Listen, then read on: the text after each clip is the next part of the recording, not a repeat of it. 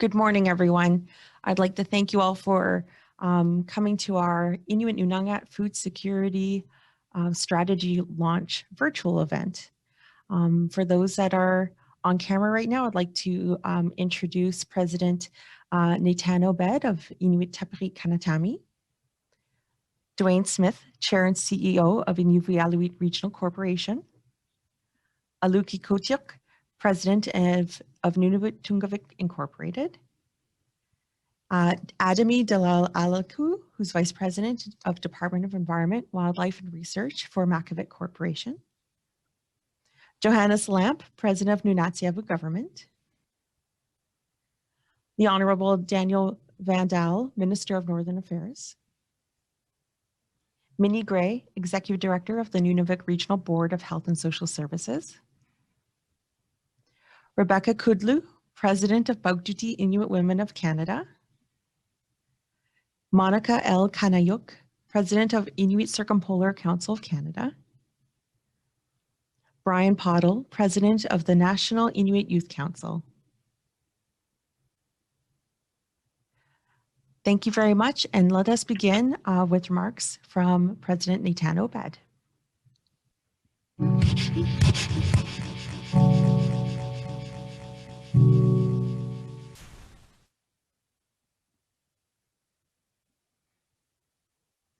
Good morning, everyone.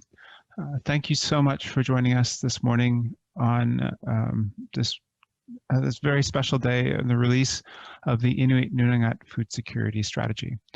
I'd like to acknowledge all the leadership that is here with us this morning to celebrate this release, starting with the Inuit Tapiri Kanatami Board of Directors, Jhinnes Lamp, President of Nunatsiavut Government, Aluki Kuuk, President of Nunavut Tungavik, Dwayne Smith, Chair and CEO of the Nunavut Regional Corporation, Vice President Adami Dalaku, who's joining for Pita Atami from Makivik Corporation, Monica Latanayuk, President of ICT Canada, Rebecca Kudzu, President of Bugduti Women of Canada, Brian Poddle, the new President of the National Inuit Youth Council.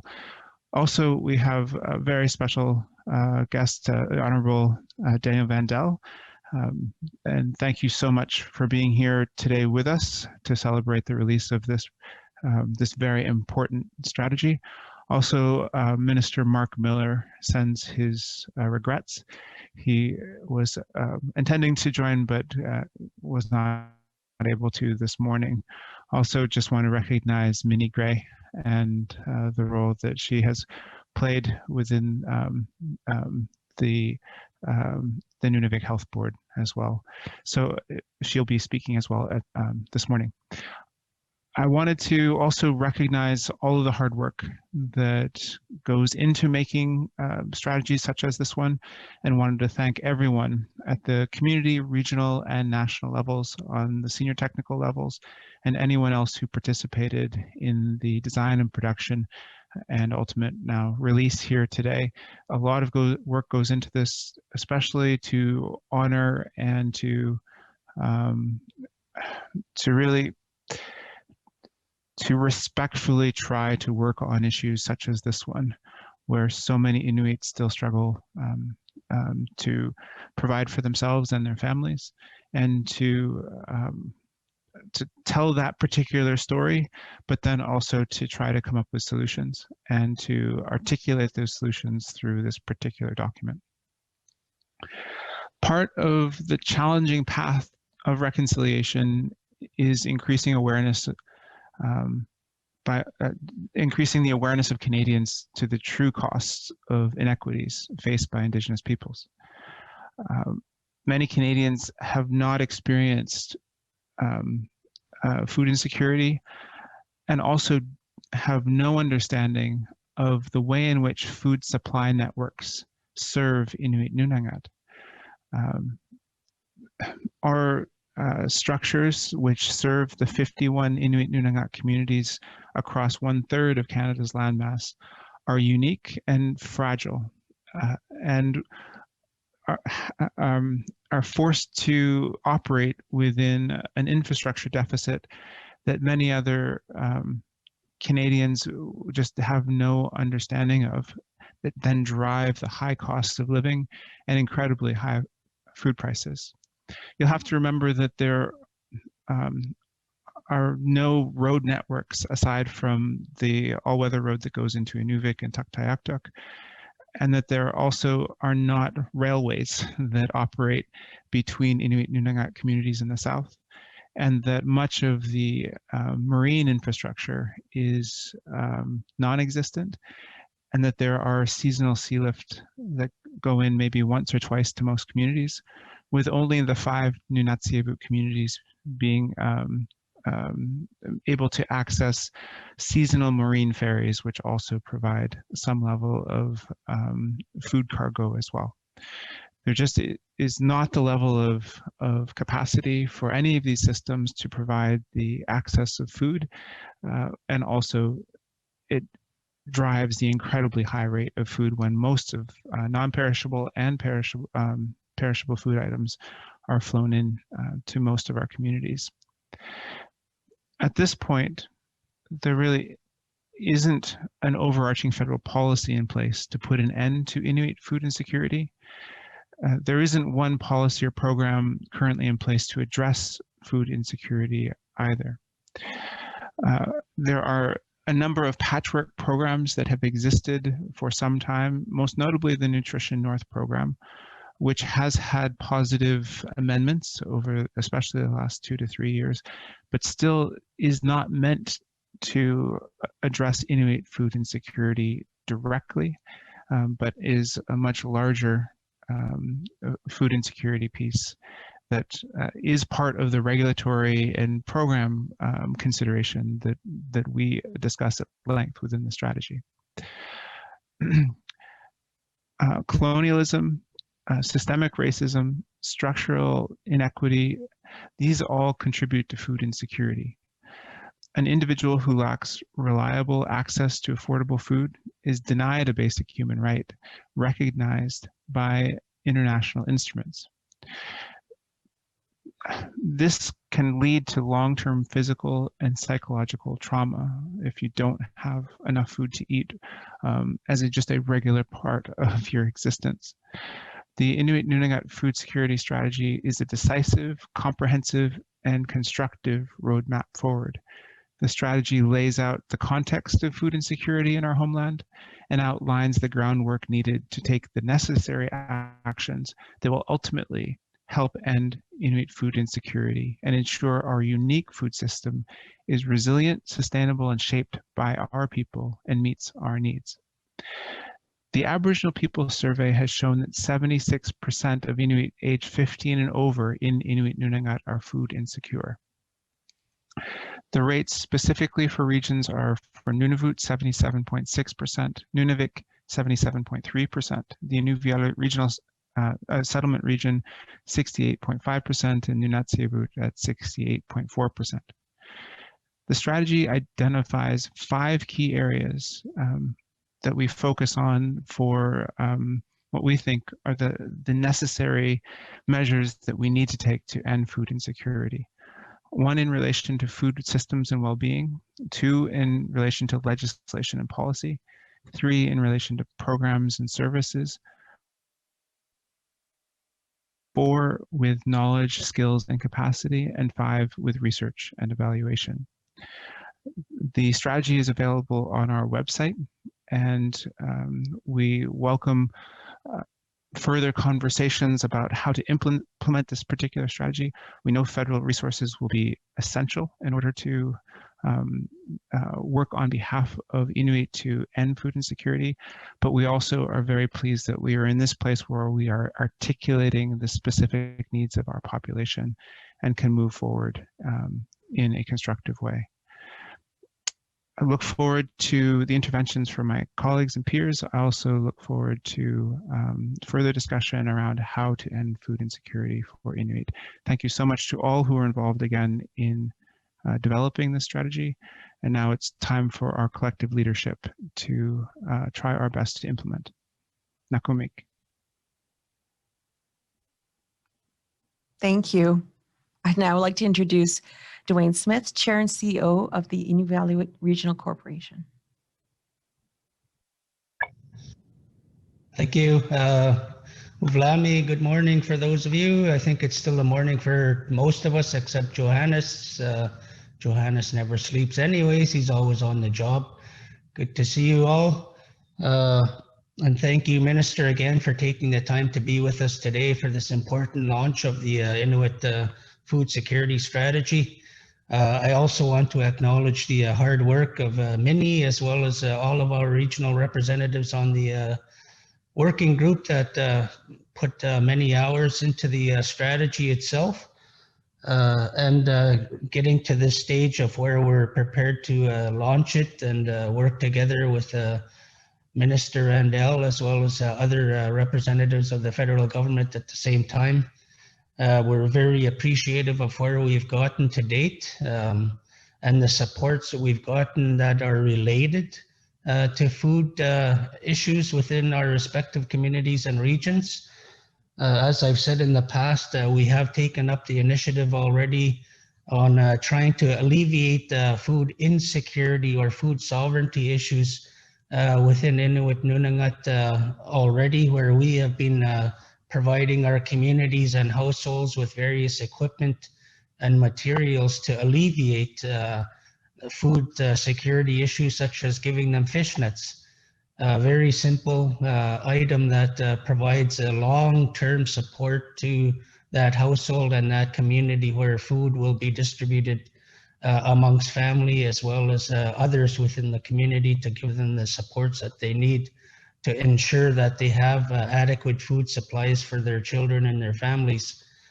As I've also pointed out in the past, if you took the time to go to one of our websites, www.inevaluateindicators.com, all one word, that would show you different data in regards to education, health, but also in regards to household diet.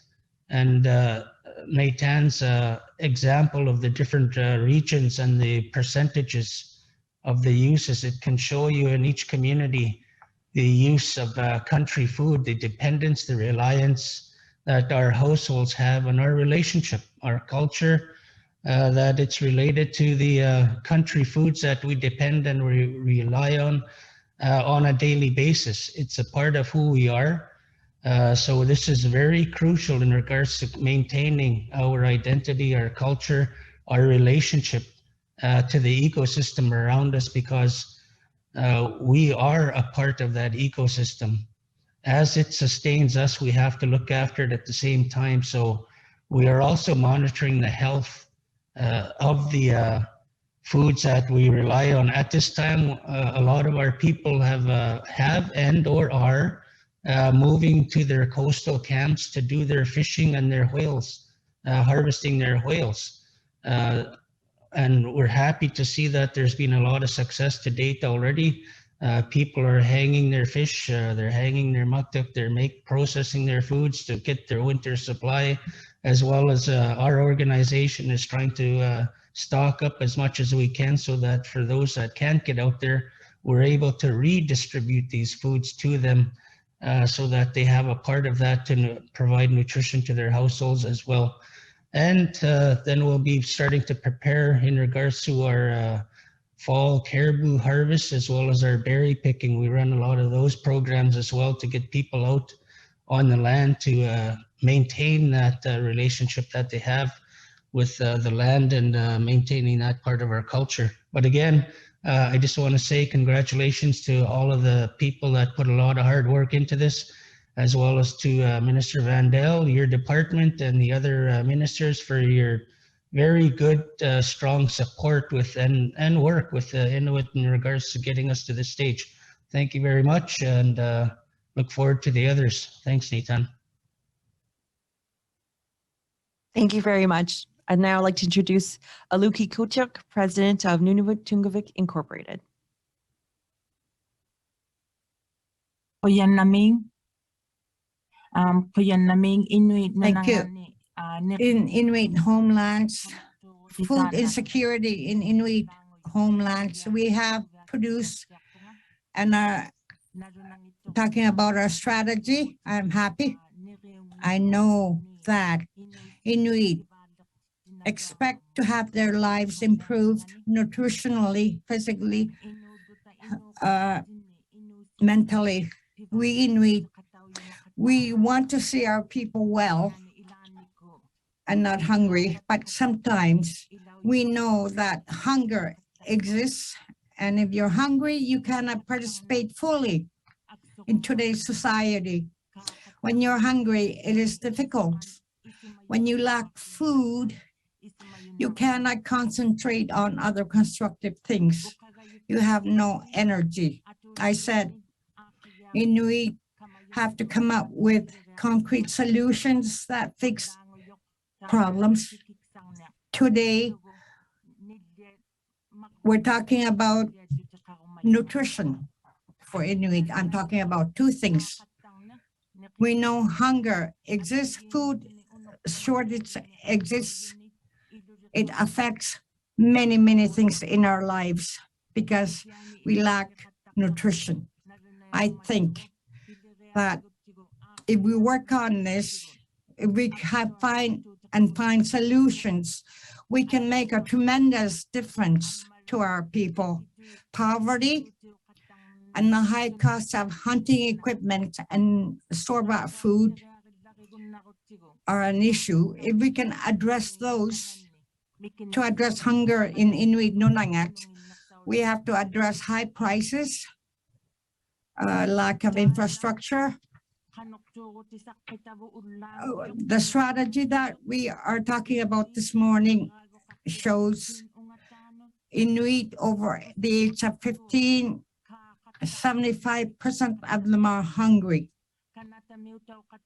We are in Canada. We look at the other Canadians, they say 9% go hungry. There's a difference in the percentage within this country. We have to get caught up with the Canadian situation. We cannot rely on social assistance welfare. If we can get away with welfare and assistance, we have to introduce ways to produce and to earn and to learn skills through education, through analyzing, thinking. When I talk about education, I'm talking about education in the elementary and the college education. I'm talking about vocational education to earn a living. There's another education we have to learn as Inuit. We have to learn traditional values, traditional lifestyles, traditional food. Those who are learning from elders know how to prepare food, how to make H walrus and aluk. Those skills we have to learn. The other one affects health. When you're hungry, you cannot think, you cannot focus. Each and every one as human beings is called to do a service. We all have a purpose. It should be open to all of us. We should all have the opportunity to excel and to be productive, which we cannot do at the moment because we're hungry. We appreciate our hunters who provide for us, and we have to praise our hunters who keep us alive, because food insecurity and food shortage is very real, and they feed people when they catch their wildlife. We have to value our Inuit system of sharing, caring for each other. The strategy also suggests the strategy of how we can achieve and do away with food insecurity. Within this year alone, during COVID, we learned an awful lot that we could work together, we can collaborate together, and we can produce positive results for many people. For example, Indian Affairs federal government produced some money to tide us over the COVID. It was given to the Inuit organizations. We set those aside to give to Inuit to address food insecurity and many other programs. Mental health is another thing. It is difficult when you're hungry and not malnourished that you cannot eat, think, and you live in poverty. You do not have cash means. We see you, we need to address that. In Inuit, for example, the soup kitchen has informed people that when people were getting funding from COVID, they did not use the soup kitchen as much. But since that's gone, they are using that a lot now. Also, Inuit want to participate in the actual participation of distribution and organizing things. Some people are not getting reached with help. We have to give support to Inuit and more programming to Inuit. We want to do away with hunger. And we expect that programs will address that we will initiate so that we do not have to be hungry. Thank you.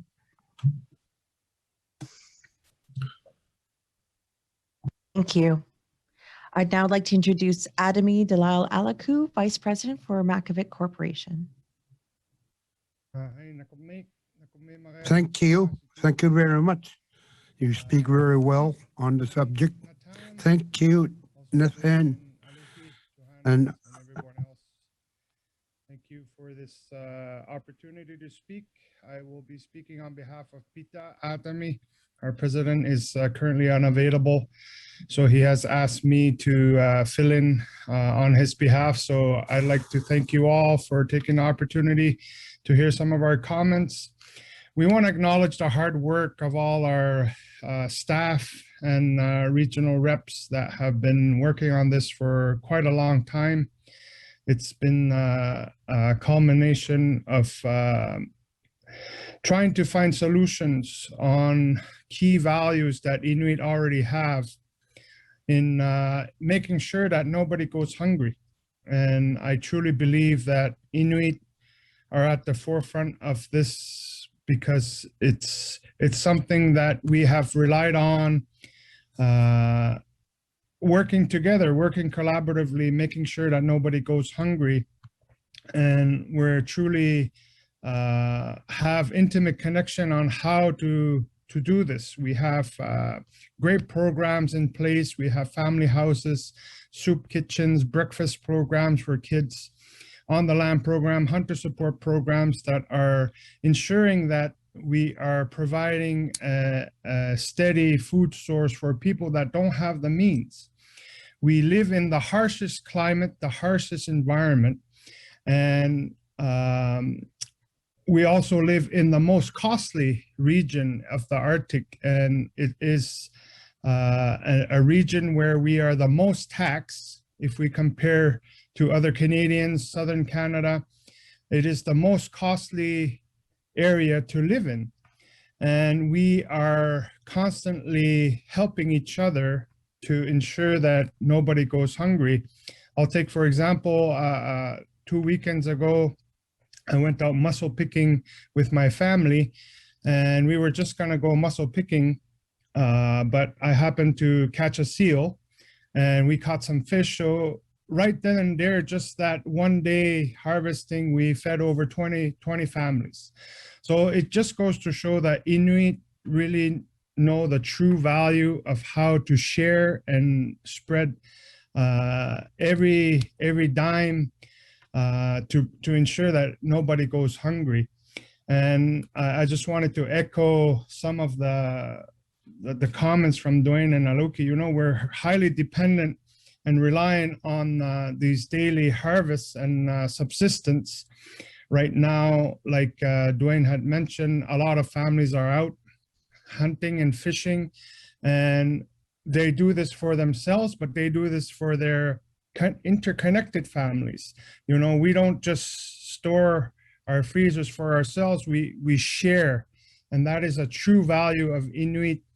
Inuit value and culture is the tradition of sharing is very important and interconnected. So I just wanted to echo some of those comments, you know, our connection to the land, waters, and sea, our connection to the environment. We're very intertwined and very connected to the seasons and the changing of seasons. So I just want to acknowledge the hard work with the staff and the regional representatives. And I really hope that the federal government will be our full partners in achieving this and helping us to alleviate some of that food insecurity in the communities.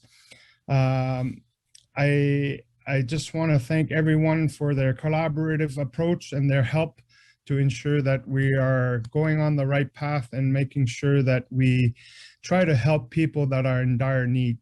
So I'll keep it very short, and I want to thank everyone for joining in this morning. Thank you. Thank you. And now I'd like to hear from Jhinnes Lamp, President of Nunangat Government. Nakamik Catherine, Nakamik Nathan, Nakamiro Dwayne, Aluki Adamilo, Kekatunini, Peter Adamim. It is so true what you're all saying. The lack of food is a serious problem. Today's food insecurity is very uncertain. Each day we wake up. The high cost of store-bought foods does not make it affordable. We live in remote locations, so we end up depending more on store-bought items, which are shipped. And we're not used to the diet, and it doesn't suit our dietary needs. So it is very important that we look at solutions to alleviate hunger in Inuit Nunangat. Our children, our grandchildren need to eat, and they need to learn to provide for themselves, hunting, working, going through school. And they even hunt small game to provide for the family, whether it's a rabbit, ptarmigan. So it's a problem for all households, all families. In combating the food insecurity crisis in Inuit Nunangat, and food insecurity affects the majority of Inuit in Inuit Nunangat and is one of the longest lasting public health crises in Canada. Many factors, including colonialism, systemic racism, and lack of Inuit control over food systems, contribute to the current circumstances in which far too many Inuit do not have access to adequate food, which is a basic human right. The effects of food insecurity are felt throughout Nunangat, with rates increasing in recent years. A 2014 study found that Nunangat is less food secure than the national average for Inuit, with over half of all households in Nunangat reporting worry surrounding accessing food. No Inuit should ever have to live with the stress of not being able to put food on a table for themselves or their families. Living without access to adequate food and the trauma this causes can lead to many physical and mental health issues. Working to improve food security for Inuit is the first step in addressing many other social issues. The Inuit food security strategy is an important measure in combating food insecurity for Inuit, as it is the first national food security strategy for Inuit by Inuit. Self-determination will be a powerful tool in creating a food system that meets Inuit needs. 30 initiatives outlined in the Inuit food security strategy. Inuit will work towards ending hunger and improving food security in a way that is sustainable and culturally relevant. Congratulations to all involved in this groundbreaking initiative, and I look forward to the impact it will have on the lives of Inuit throughout Inuit Nunangat. And I thank Canada and Minister Vandal and Minister Miller for their determination and efforts in helping Inuit across Inuit Nunangat. And again, thanks to Dwayne, Aluki, Peter, Adami, and Nathan. You certainly have helped Inuit across Inuit Nunangat to get us to where we are today. Nakamik ilunasi. Thank you. I'd now like to introduce Honorable Daniel Vandal, Minister of Northern Affairs.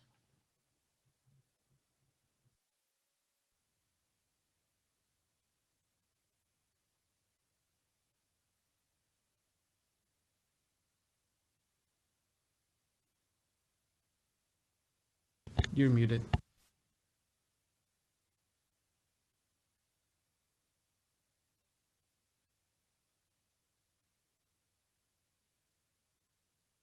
Sorry, Minister, we can't hear you for whatever reason. Apologize. I'm sure it was very eloquent, and but if you're going to have to start again, we haven't heard anything.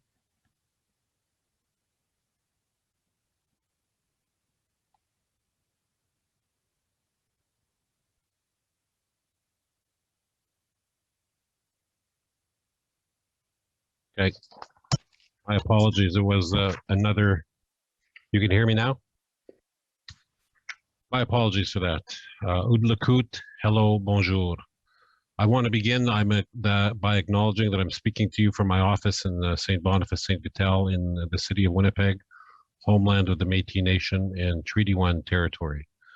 I'm pleased to be here today to express my support and congratulations to Inuit Tapirit Kanatami on the launch of the Inuit Nunangat Food Security Strategy. This is an important document and one that improves our understanding of food insecurity in Inuit Nunangat as a result of a number of complex interrelated issues. As such, it can only be successfully addressed through coordinated action involving the support and engagement of all partners. It is, as President Obed has said, a blueprint for action. It is also a statement of self-determination and recognition that solutions for Inuit Nunangat must be made by Inuit and reflect Inuit Nunangat priorities and way of life. In Canada remains a full and committed partner in addressing food insecurity in Inuit Nunangat, a situation that in many ways is a consequence of colonialism. As the strategy reminds us, food insecurity is a symptom of a much broader socioeconomic inequalities in the North, which are the result of a very high cost of living, which affect every aspect of daily life in Northern communities. Addressing these socioeconomic inequalities requires a whole of government approach and is reflected in the Arctic and Northern Policy Framework.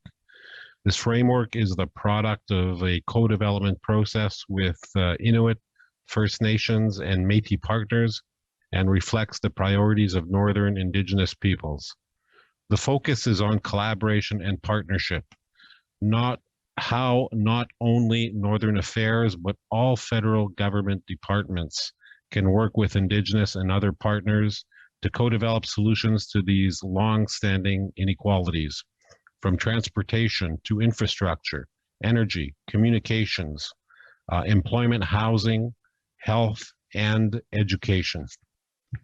It underlines our commitment to continue to work in close collaboration with Indigenous partners, including in Inuit Nunangat, to ensure food security and other programs are as effective as possible. Budget 2021, for example, is providing new funding to co-develop improvements to food security programs, working always in collaboration. We are committed to an approach based on partnership, respect, and recognition of rights, including the inherent right to self-determination. We have been working closely with partners, including Inuit Tapirit Kanatami and the Inuit Food Security Working Group, to advance solutions that support and reflect Inuit priorities, such as through the co-developed Harvester Support Grant and food security innovation programs like CanNor's Northern Food Innovation Challenge. We have seen the positive results of this approach in the response to COVID-19 in Indigenous communities. As the pandemic threatened Inuit and other Indigenous communities, it was not about telling you what you need.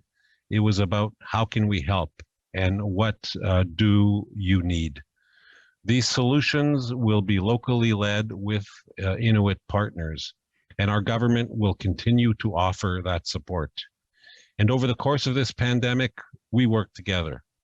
Together with partners, we delivered personal protective equipment and other support for frontline healthcare personnel, assistance to small businesses and others struggling through shutdowns, funding to ensure air carriers would continue delivering food and medicine to remote communities, and significant increases in funding for Inuit, First Nation, and Métis communities through the Emergency Food Security Fund and Indigenous Community Support Fund, amongst others. We know that this pandemic is not over yet, but there is light at the end of the tunnel. And with the vaccination campaign well underway, I know we will get there soon. I want to thank you for your leadership, your hard work, and commitment to addressing food insecurity, and I look forward to working together in partnership. Marcy, thank you. Merci. Nakumek. Thank you. And now I'd like to introduce Minnie Gray, Executive Director of Nunavik Regional Board of Health and Social Services.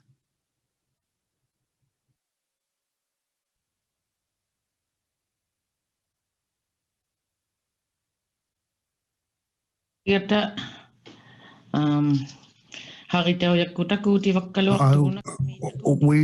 thank you. We were able to see each other. ITK Nathan, and I would like to thank the Board of Directors of ITK, Mr. Vandal. Thank you for your remarks. They are supportive. Well, I would like to thank you very much that I could be part of this. I too just want to echo what has already been said here, and I really do appreciate for being allowed to be part of this important event. We are very pleased at the Health Board in Nunavik to be part of this Inuit Nunangat food strategy. And by collaborating with this initiative, we are in full support of an accessible and culturally adapted food security strategy. There are a lot of Inuit in our homelands and outside of Inuit Nunangat who are going through difficulty having food security. Some of the families don't have enough food. It's already mentioned, but I repeat it, it's very expensive in our homelands.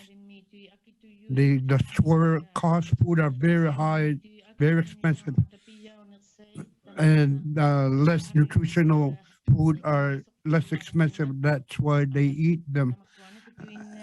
The real, I mean, the good food, vegetables that are nutritional value, they are very expensive.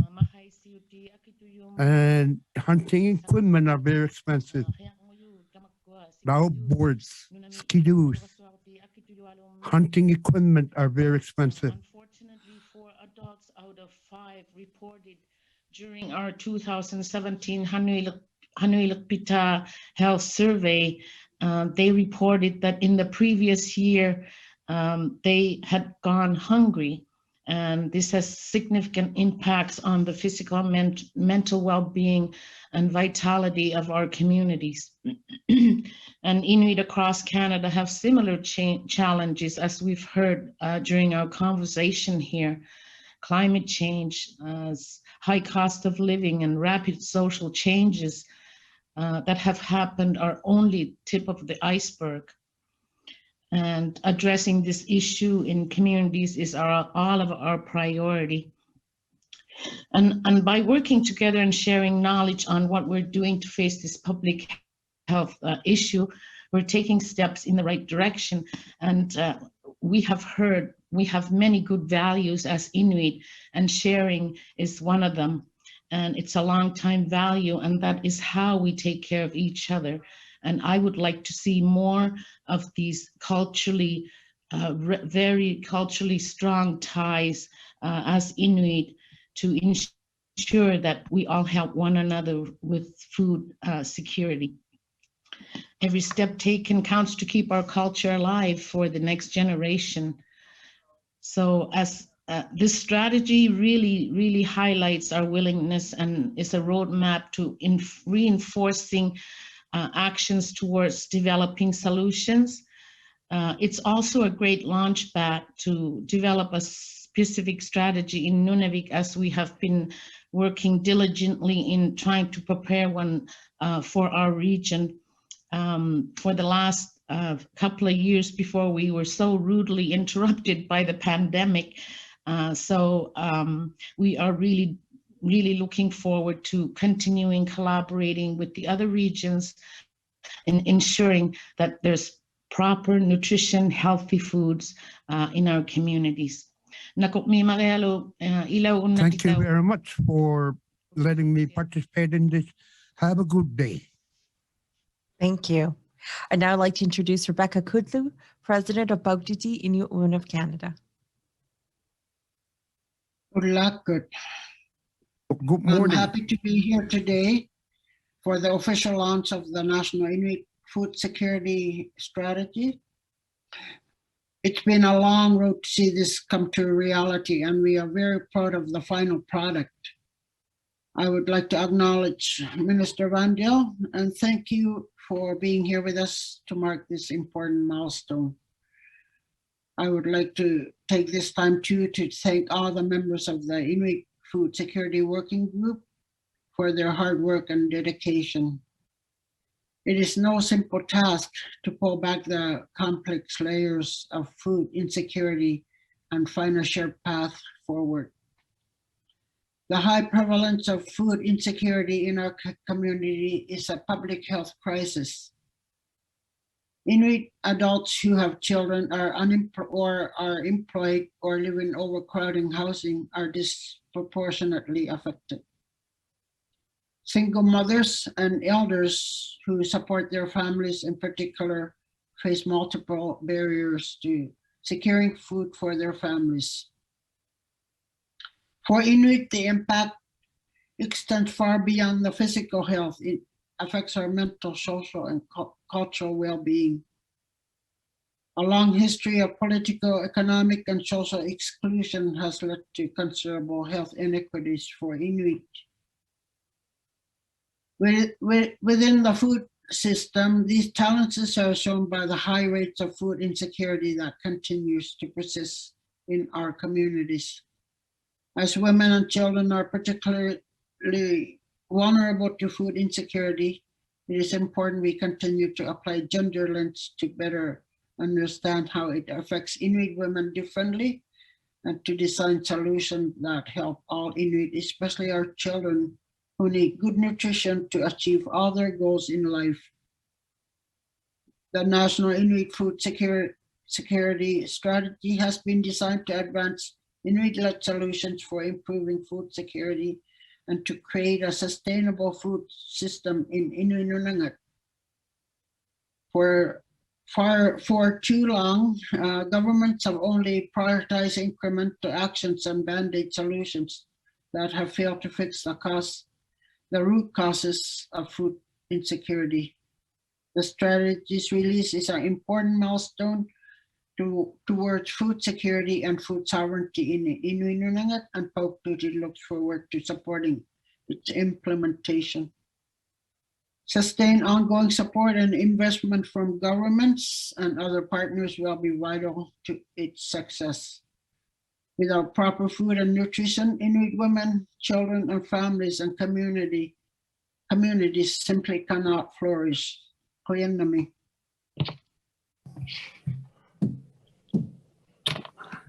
Thank you.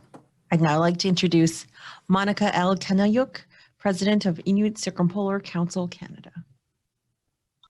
Thank you. I'm very pleased to be participating today in this event. Allow me to highlight why Inuit Nunangat food security strategy is important for Inuit, both in the circumpolar context and the human rights level. Inuternon mon inunamod ukiut sama piani kangata kanatame Alaska milo Greenland mi chukaka milo katipang mata agago tamak selflutik pinaswaro sing mi katikangata week we adopt a declaration setting out what we will pinaswaro no kalaktilugo o kamareo misakit tisungo gata ukiut sama atong ningin Assembly in Oakavik, Alaska, we passed the Oakavik Declaration, which contained an entire section on food security. Let me read a paragraph from it. Achieving food security will with holistic approaches, Inuit innovation, and depends on the capacity to mobilize governments, regional stakeholders, and community residents to address the challenges faced and to move toward food security. To achieve food security, there is a need for Inuit to hold authority to manage our life's resources. End of quote. The Inuit Nunangat food security strategy captures the spirit of this paragraph. The strategy notes the right of all people to adequate food is a human right that Canada is obligated to implement. Let me now quote from the UNDRIP, the United Nations Declaration of the Rights of Indigenous Peoples. Among the 47 articles contained in UNDRIP, Article 23 is very much in the contents of what this strategy seeks to achieve. Article 23 reads as follows. Indigenous peoples have the right to determine and develop priorities and strategies for exercising their right to development. In particular, Indigenous peoples have the right to be actively involved in developing and determining health, housing, and other economic and social programs affecting them, and as far as possible to administer such programs through their own institutions. We have worked together to develop the strategy to improve food security and to create a sustainable food system in Inuit Nunangat. So, kuyan namig na kongmig. Thank you very much. Thank you. I'd now like to introduce Brian Poddle, President of National Inuit Youth Council. Hi, Good afternoon, everyone. Oh, sorry, I'm in St. John, so it's afternoon here in Newfoundland. I wanted to thank everyone for giving me the opportunity to speak today. I wanted to acknowledge the former president of the National Inuit Youth Council, Crystal Martin Lipensky, whom I understand gave invaluable insight and many hours into helping to develop the Inuit Nunangat food security strategy through the working group. I wanted to start by reading a bit of a song, "Looking for a Seal," by the late performer Kelly Fraser, who I believe won an Inspire Award for youth recipient of Inspire Award in 2019, and was somebody I counted myself lucky to call a friend. It reads as follows: "We're looking for a seal for a family's meal, so we can stay warm. We can't afford the food at the store." End quote. She was speaking quite frankly to the reality faced by many youth today throughout Inuit Nunangat, and it's terrible. There's no way around it. This shouldn't be this way. Basic psychology on, say, for example, self-actualization of an individual, as popularized by Maslow's hierarchy of needs, it speaks to how at the basal levels of this pyramid, our physiological needs to actually be an individual who's proficient and self-actualized, and critical to the physiological needs of a human body is food, warmth, etc. And when you take away a fundamental building block of a human being, such as food security, you stymie that individual's ability to be themselves, to actualize their own potential. I know a few years back, we had there was a big celebration of the fact that we had in Canada the first Inuk, I believe, heart surgeon, which was an incredible achievement. But I personally wonder how many more firsts Inuks of any field we would have if food security was not an issue faced by Inuit youth. Personally, I find it a little bit paradoxical that, say, prisoners who reside in say, jails, federally or provincially, they don't struggle with food security. Yet Inuit, whose truly only crime is surviving and thriving historically in areas that were remote and harsh conditions, where unfortunately, it's not commercially feasible to have a supermarket with lots of demand, therefore this lower costs, etc. So today, with the launching of the Inuit Nunangat food security strategy, I take solace in the fact that at least we have now the framework. We're able to pave the way forward. Thank you. Thank you. And now we have a video message from the Honorable Mark Miller, Minister of Indigenous Services.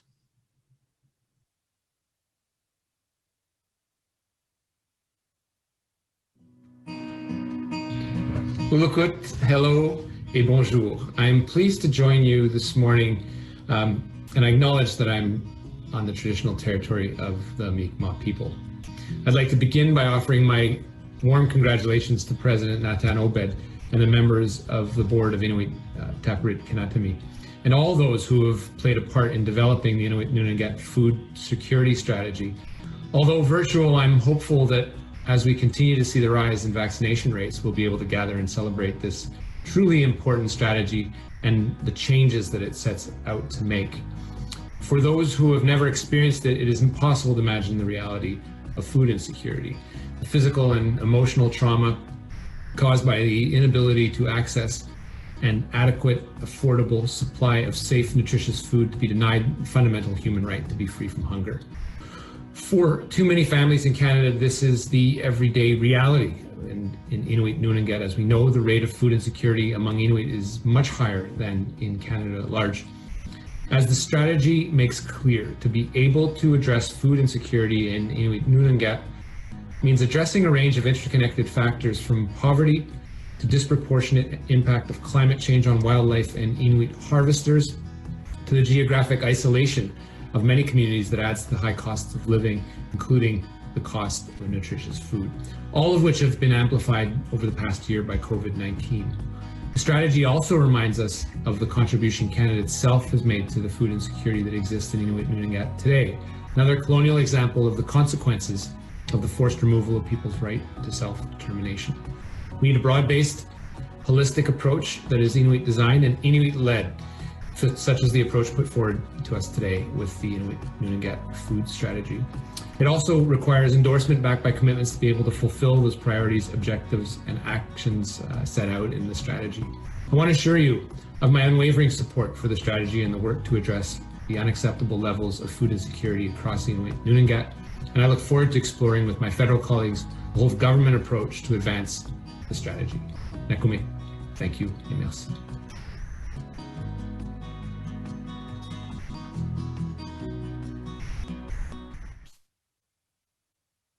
And now to close our event, I now return the microphone, so to speak, to President Nintan Obed of ITK. Nekumi Kat for Thank you. Facilitating this today. I really appreciate it. And also just thank you to everyone who has participated and shared your positions and perspectives of your institutions, your organizations, but also then the very heartfelt personal reflections that each one of you has made during this conversation as well.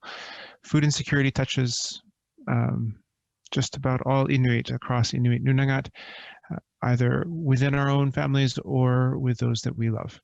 This is a strategy that is meant to understand the underpinnings of why food insecurity is so prevalent, and also recognizes the self-determination and the choices that Inuit want to make, whether it be greater access to country food, greater ability to be on the land, and then also greater access to healthy, affordable, store-bought food. All of these particular needs and desires are a part of what makes the implementation of this particular strategy so important. I look forward to working with all of you in its implementation, and thank you so much for being a part of its release. Once again, thank you to all involved who made this day possible, and also thank you to the translation and to those who have administered this Zoom call, and again to you, Kat. Nakomik, thank you, everyone.